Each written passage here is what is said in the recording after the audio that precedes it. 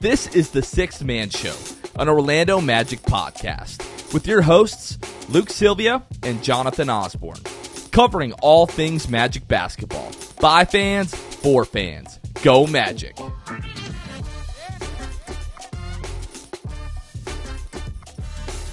What's going on, Orlando Magic fans? You guys are back with the Sixth Man Show. Today is June 27, 2024. Jonathan Osborne here, as always, joined by my co-host, Luke Sylvia. Luke, the Magic have made the 18th pick in the draft. Tristan da Silva out of Colorado. How are we doing? A little surprising, just because of the age, and spoke a lot about it on the last episode about there's only so many minutes to go around. So I begin to wonder what you're going to do with the 23-year-old who is ready in a lot of aspects, or as ready as they're going to get. So I have no idea what they're going to do with him. Yeah, I think we'll definitely get into the details, like in terms of, is he going to see time in the G League? Is he going to be in the the rotation from day one, and what that's going to look like?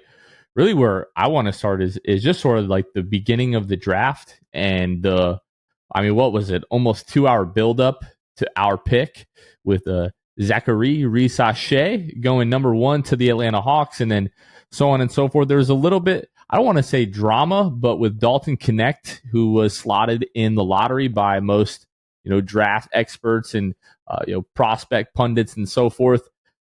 He started slipping, and he was there at 17, goes to the Lakers eventually. But, Dalton Knecht is a guy that I remember earlier in the college season. That was a guy that had some top 5, top 10 buzz, a guy that a lot of Magic fans were talking about earlier in the year that, hey, if the Magic can find a way to get this guy, it would be awesome. And then he just keeps sliding and sliding and sliding, makes it past the Heat, makes it past the 76ers. Sitting there, at 17, the Lakers ended up taking that pick, Luke. But just what was your take on the way that the draft was unfolding and leading up to the Magic pick? I mean, the real drama, like you said, was the Dalton Knecht stuff. But it was happening, and you just felt like he's going to get ripped out from under us. And it ended up happening. He goes to the Lakers. And it's like, what should I have expected? But that was really it. There was a little bit of hope about Dalton Knecht, but honestly, when it came to this pick, I've said my expectation about this pick, where they probably spend this upcoming season anyway. But I think either Knecht or Da Silva is primed to be a rotation player in the league for a while. Yeah, I think when we started to get through the Hornets with Salwan out of France.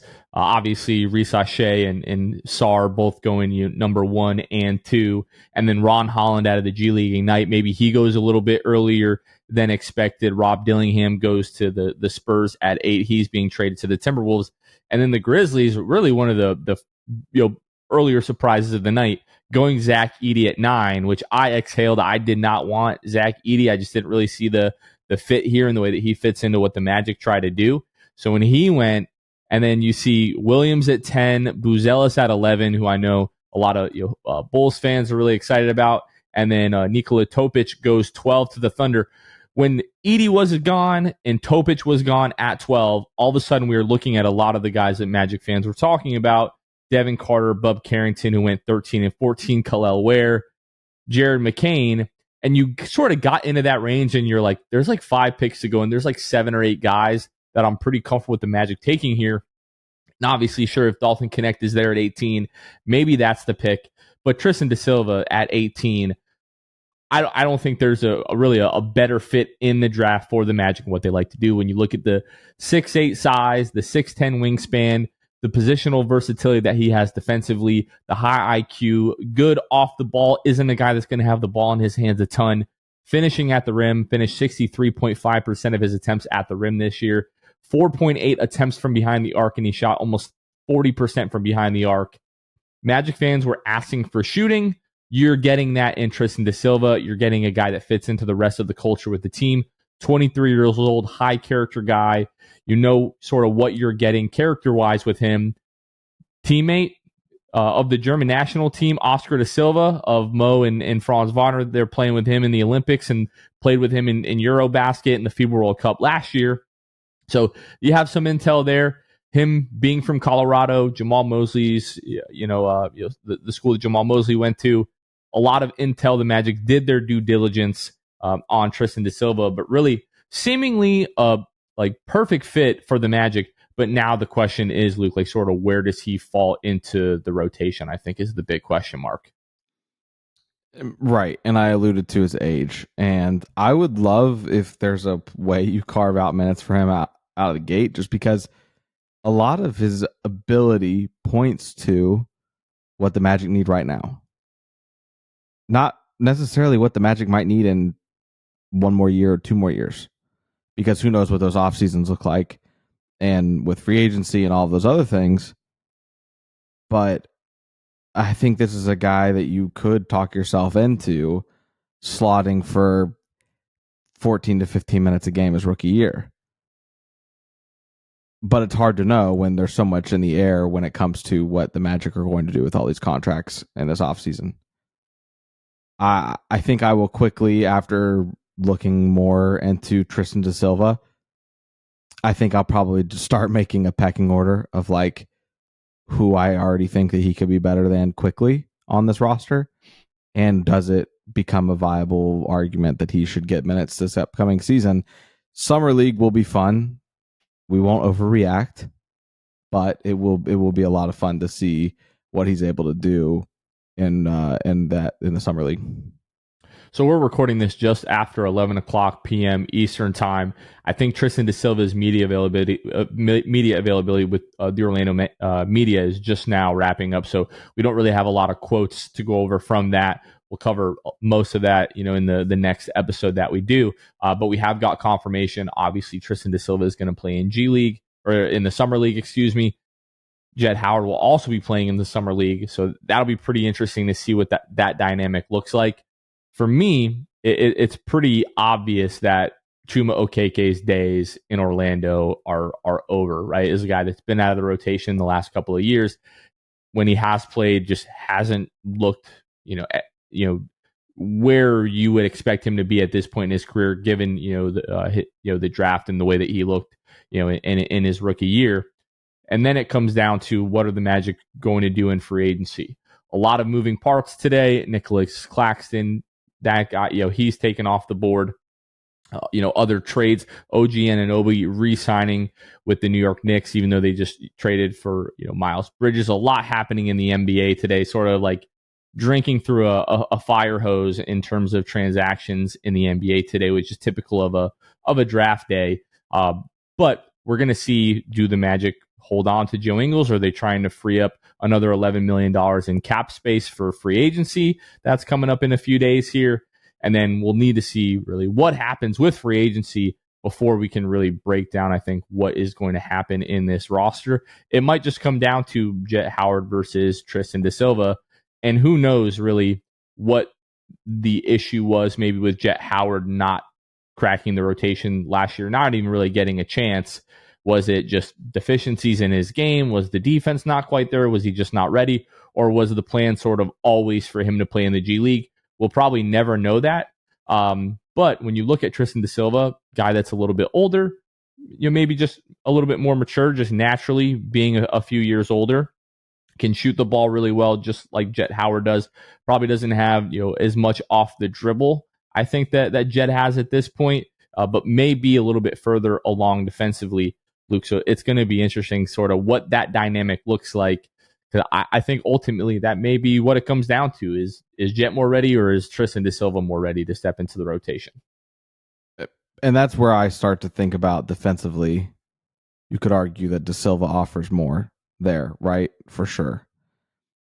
That's where I would be with that, is that da Silva does give you an edge defensively.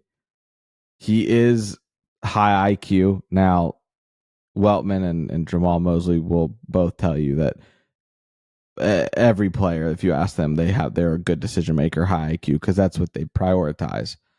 But Sam Vecini put out a video, I believe, where he was doing the breakdown with Tristan da Silva, and his caption for the video was, that Tristan da Silva is the highest IQ player in the NBA draft this year.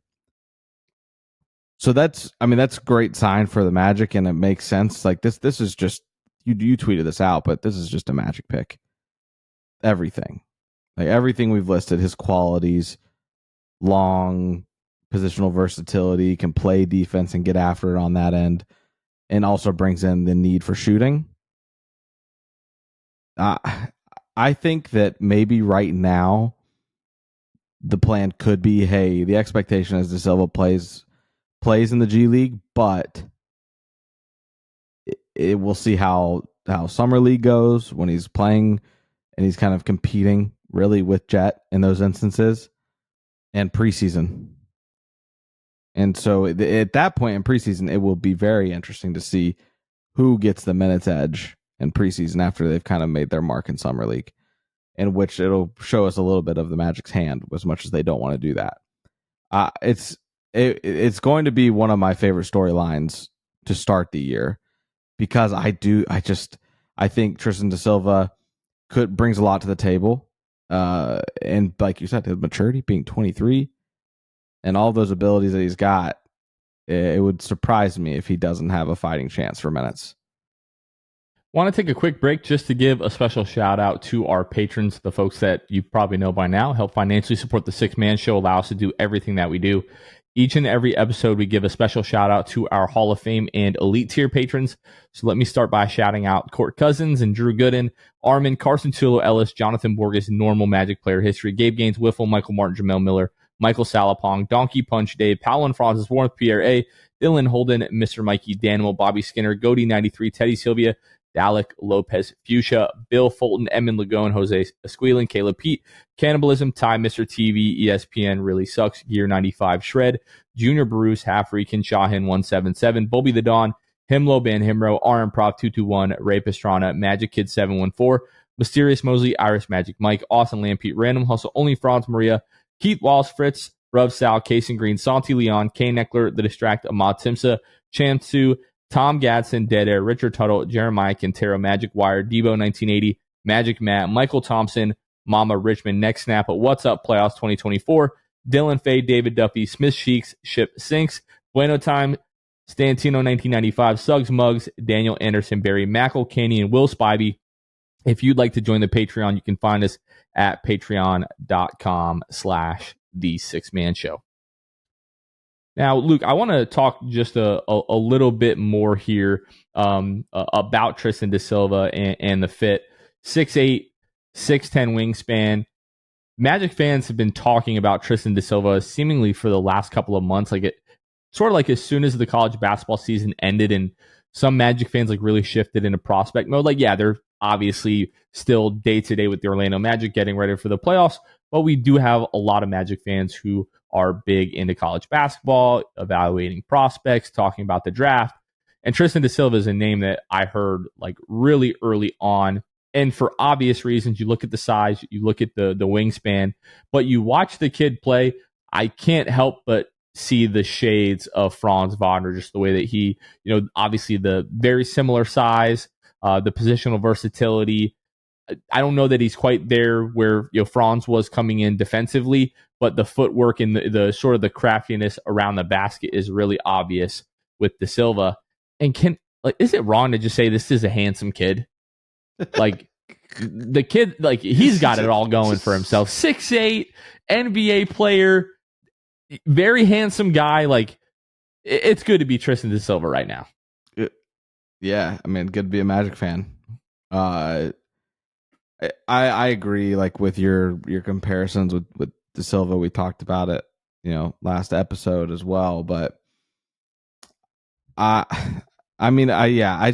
it's hard because there's so many unknowns that I know that I just need to go ahead and sell myself completely on da Silva, because regardless, he is an Orlando Magic player and will likely be in the rotation, if not this season, the next. That's the hope, at least, you would think, with this pick. The fact that they kept it tells me everything I need to know. That they hope that he is eventually in the lineup, in the rotation. So, we'll see. Not an incredible athlete, but he doesn't need the ball. He thrives in catch and shoot situations. I think he shot like a little over 40% in college from 3 in catch and shoot situations, and like that's all I need. I don't need. You can be. Hey, if you don't get Klay Thompson this offseason, Jonathan, Tristan da Silva can be a little bit of a Klay Thompson in the sense of he's not going to need the ball, but he's going to get open, and when he gets open, he's just going to shoot and let it fly. And that's really all that I want. Yeah, really looking forward to getting him in Orlando and getting him obviously integrated into the system this year, Luke, or throughout his career. Wore number 23 at Colorado. Can you name the last Magic player to wear number 23? Jason Richardson? No. Oh, my. You forgot about Krobe. You forgot about Mario Hezonja. So it was Mario Hezonja, and then Mario Hezonja changed his number to number 8. But CJ Wilcox in 2017, Vic Law in 2020, and then Jordan Bone in 2021 wore number 23. Would expect Tristan da Silva to wear number 23. Yeah, for me, I think if it was not for his age, which is also 23, by the way, if it was not for his age, I would feel pretty confidently that we would see him, in the G League for the most part this year. If for no other reason than, I feel like it should be Jet Howard's spot to lose. Like if there is an open spot in the rotation, especially, at the shooting guard / wing position, it should be Jet Howard's to lose. Just, given where he was drafted last year, drafted higher than Tristan da Silva, spent the entire year, with the Magic organization, spent the year in the G League, was a good soldier, for lack of a better term, like never showed like an ounce of bitterness or, any type of negative energy. Obviously, he wants to be with the main club, right? But wasn't. And played well in the G League. So I would like to think, just sort of the way that I think it should work, but what do I know? That it should be Jet Howard's job to lose. The fact that Tristan da Silva is 23 years old does sort of complicate that a little bit, because the guy's already 23. You're going to put him in the G League by the time he's actually cracking the rotation this year. He's going to be 24 years old. And that's even before we start talking about what guys are coming back. We still don't know. Is Markelle Fultz coming back? Is Gary Harris coming back? Is Joe Ingles coming back? If those guys are or are not coming back, what does the free agency situation look like? At this point, it looks like, a guy like Tyus Jones, Klay Thompson, Isaiah Hartenstein, those are going to be some of the prime targets for the Orlando Magic, especially the way that they are expected to take a step forward, right? With Dalton Connect falling in the draft, a lot of people were talking about, hey, like the Magic should trade up. Because if they don't trade up, it most likely won't be there at 18. Were you going to trade with the Miami Heat there at 16, an in-division rival, or 15, an in-division rival? Probably not. And then you've got Philadelphia and you've got LA there. Kind of feels weird, dealing with either of those teams. But Magic fans are just calling for this front office to be aggressive. And we're not even a free agency yet. And you're seeing the Knicks making the move for Bridges. They're re-signing OG Anunoby. The Nets are re-signing Nick Claxton. The Oklahoma City Thunder are a team that are being aggressive and as always, making moves in tonight's draft to get the guys that they're looking to acquire. They're another team that's been connected to Isaiah Hartenstein. So the Magic have all of these resources, all of this money going into free agency.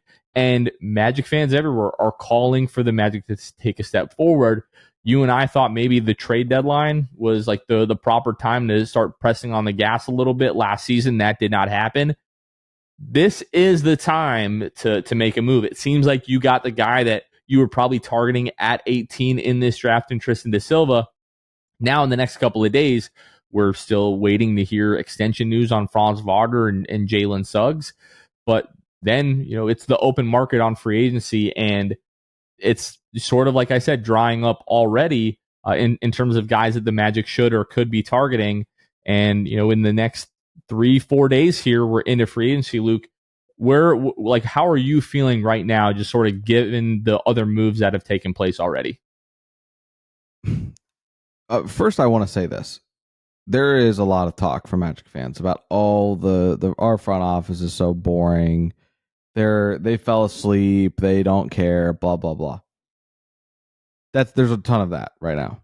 And it's like, I get it. You just want the front office to be aggressive. And for what you feel like would be the first time that they were being aggressive. And completely fair. But it's not like, just because they haven't made a move doesn't mean they're not going to be aggressive in free agency at all. That's absolutely not what that means. Also, they always, a lot of people are just trying to say like, oh, it's the same old Jeff Weltman. It's like, the only Jeff Weltman you've known is rebuilding Jeff Weltman. You have no idea what he's going to do in free agency, how he's going to operate really from here on out. Sure, he's not going to just do things to do them. He's going to make sure that they're pretty perfect. But I do think that there is going to be another level that he's going to kick it into gear of, because Jeff Weltman's not stupid. We've seen the way that he navigates. We see the way how particular he is. I'm just tired of people saying like, oh, they're asleep at the wheel, because you have no idea. This is going to be a totally different approach. At least it should be. Obviously, if you sit on your hands in free agency and just basically run it back with the same guys, it's like, yeah, that's ridiculous and should be frowned upon, but that's not going to happen. So that's where I'm at with that. With everything else, as we got close to the draft, I was like, okay, I guess the Magic are going to keep this pick. And that's fine. But with everything in the air, hard to know what it even means. Now, as far as everything else, Bovada came out with some more odds with Klay Thompson, Jonathan. And the Magic are in the ones, the plus 100s, with the closest team to them being, I believe, Philly. So things are getting interesting when it comes to the odds right now. And I don't know what to think of that. I don't know if I should believe those, even though I know Vegas knows something. They wouldn't just throw those out there. The Magic are plus 135. And which means you're not getting much of a return if you were to put that bet down. You put down like $10, you'd get like $13.50 back. Or $13.50 is what you would net, right? So plus 135, the Warriors are plus 175, excuse me, not the Sixers. And then it's like plus 650, plus 1600. So not only is that magic number, no pun intended, becoming even more likely for Orlando, but teams are starting to be pushed down in the odds. Philly plus 1600 is crazy. The Lakers plus 650.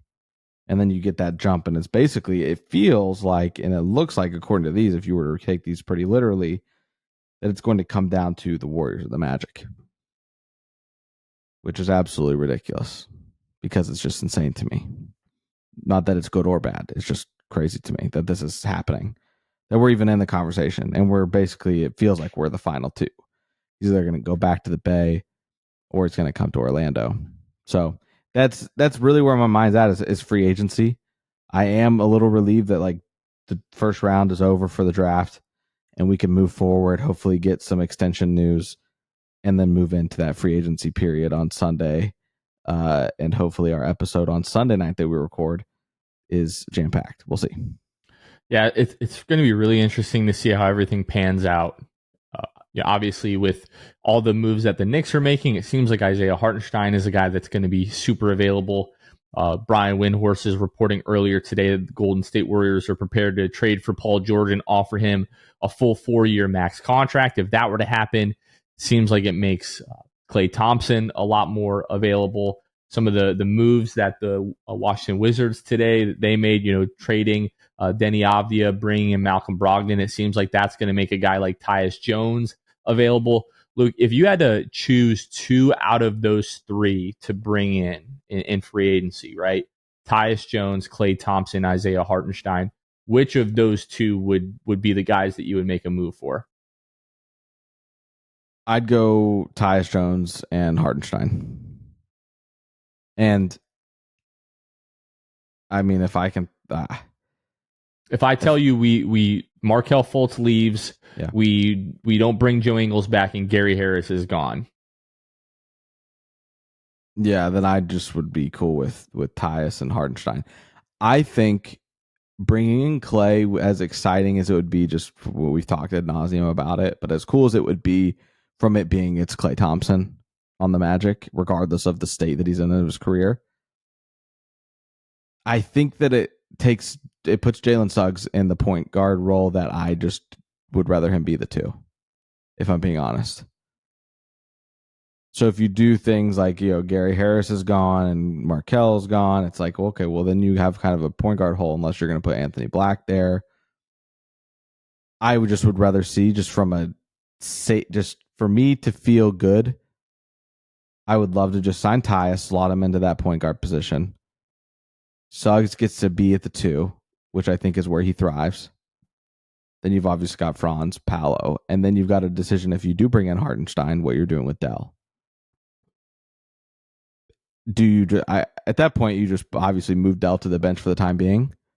But before deadline, you could do something, right? It doesn't have to be Dell that moves. But then you're looking at, you've got Mo Wagner, you've got J.I. Goga probably in this instance is gone, especially if you pick up Hartenstein. So I think that is what I would want. Is your answer any different? Would you rather bring in Clay and ditch one of the other 2? I really don't know. I do see the potential of both of them like causing fit issues. Like if you're bringing in Clay and Jake Fisher has talked, about the fact that it seems like the Magic are only interested in paying Klay Thompson like a 2-year max type of like balloon offer. If you're bringing him in, you're paying him that much money. It is to start. I can't see Jalen Suggs being moved to the bench at this point, just given how impactful and how good he's been and how much he means to this team. If you bring in Hartenstein, it's a little bit of a clunky fit because then again, it is what do you do with Wendell Carter Jr.? If they make a move for Hartenstein, I would expect Dell to be moved pretty quickly. Right. I just feel like the team dynamic would suffer the least in that regard. Now, as we're talking about it, if you're paying Dell, what is it, like $11 million? If you have to pay Hartenstein $25 million a year, is that really worth if you even see that as an upgrade over Wendell? The only way that I see it as a clear upgrade would just be in terms of like availability, right? With maybe Hartenstein will be a little bit more durable in that role where we can kind of pencil in Wendell to miss 15 to 20 games. Outside of that, doesn't give you the same shooting as Wendell. Defensively, rebounding, both of those guys are really solid. So I just have questions. Like whatever they decide, I think I'll probably, maybe this is like a homer thing to say or a bias thing to say, but I'll find a way to talk myself into it.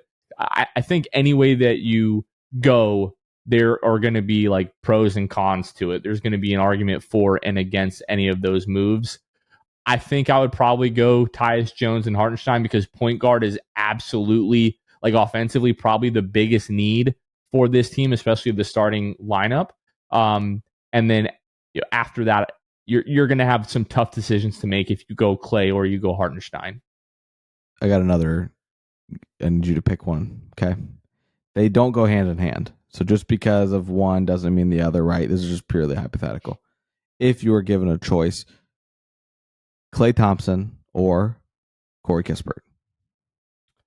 I mean, you have to give up a lot less to get Corey Kispert. It seems like at this point in time, I'd probably go Kispert because you could bring him off the bench and, nobody's really all that upset about it. And you have to give up minimal assets probably. And yeah, it fits the timeline way better than a Klay Thompson. I think that's the obvious answer, obviously, Kispert.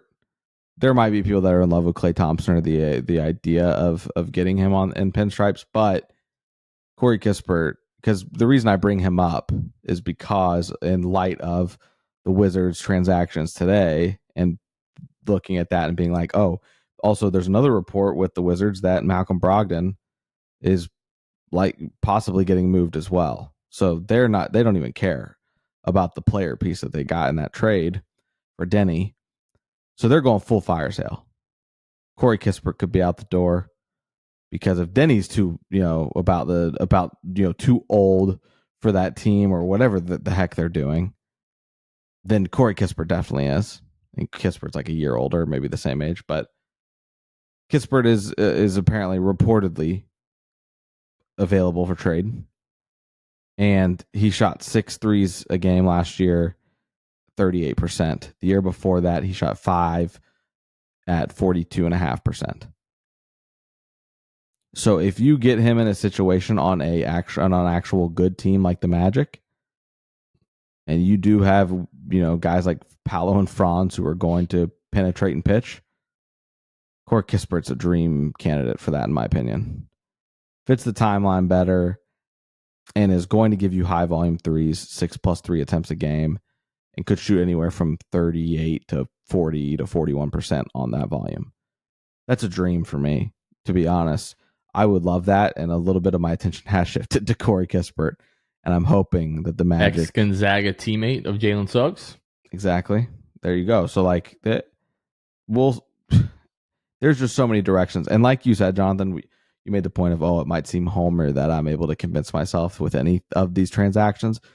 But the reality is they're all good situations. It's good not problems to have. It's not like the Bulls with their, giving away Alex Caruso and then having to talk themselves into the fact that they like the trade. Some Bulls fans did that. And you know how I know that? Because I myself, as a Magic fan, have done the exact same thing with trades. Right? What's the alternative? It'd just be miserable? Right. You have to buy in at some point. But that is just not the case. Regardless of, I shouldn't say regardless, but realistically, what we've seen is on the table for this team in free agency. There's no reason you should really have to be convincing yourself after the fact. Your knee-jerk reaction for any of this stuff shouldn't be, oh man, I hate that. Unless you're just want to whine and you were set on something, which you shouldn't be, because this front office will probably go the opposite direction of what you think will happen. But nonetheless, I think that any of these options that you do in free agency, the Magic are just in such a great spot. It's going to be pretty difficult to royally screw this up. And I just don't think that Jeff Weltman's the guy that's going to do that. This just in from the Orlando Magic official social media. Tristan da Silva will wear number 23. So sorry, Jordan Bone, thought you had a chance of having that number retired, but they've decided to move on. Was that nickname public, by the way, for Jordan Bone, or that was a public thing that people didn't affectionately call him his nickname? What? I don't know what you're talking about. It's probably best that we don't speak because I have no idea what you're going to say. Perfect. So we'll probably just move on. We'll talk about that off air, I suppose. And now we're going to be getting questions about what is Jordan Bones. Just DM me. I'll tell you his nickname. Anyway, yeah, continue. Perfect. Yeah. So, but no, I think for me, really what I want to see is I just want to see the Magic be aggressive. Realize that, sure, Boston's going to be really good. New York's going to be really good. Teams in the Eastern Conference are making moves. We need to make moves. To your point, we've only really seen rebuild, super patient Jeff Weltman. I want to see Jeff get a little bit of aggressive, push this team forward, and make some real moves. The Corey Kispert move, I would like that. There are a number of other guys. Ultimately, just do what you need to do to improve this team. They're patient in this draft. It seems like waiting at 18, they got a guy that they're really after and really coveted. Really happy for Tristan da Silva and happy for the Magic, as Jeff Weltman always says. Exciting time to be an Orlando Magic fan. And yeah, looking forward to Summer League coming up in just a couple of weeks here, where we'll be able to watch Tristan da Silva and Jet Howard, maybe Anthony Black. I wouldn't be against seeing AB at Summer League, given the fact that he sat a good chunk of the season, and just want to see how he's been improving this off season, Luke. But yeah, now we are on to free agency, and I think everybody is in agreement that it is time for Jeff Weltman to make some moves here and push the gas a little bit for this team. Hey, trivia time real quick, Jonathan, for you. Yeah. My family, my roots, my heritage is Portugal, okay? Can you guess what my last name was before they changed it to Sylvia when they came over to the States? Da Silva. Bang. Maybe Tristan da Silva and I know it can be seen that we strikingly similar in stature, looks, basketball ability. Maybe we're related, Maybe we are related, Tristan da Silva and I. My mom told me something when I was growing up. If you don't have anything nice to say, don't say anything at all. That is going to do it for this episode. For Luke Sylvia, this has been Jonathan Osborne. You all have been listening to The Sixth Man Show, and we will catch you guys next time. See ya. Thanks for listening to The Sixth Man Show. Be sure to subscribe on iTunes and Spotify to get new episodes downloaded directly to your phone. If you enjoyed the show, please take a minute to give us a 5-star rating and a review. It helps out the show a lot. follow us on Twitter, Instagram, and Facebook at Sixth Man Show. We'll catch you guys next time. Go Magic!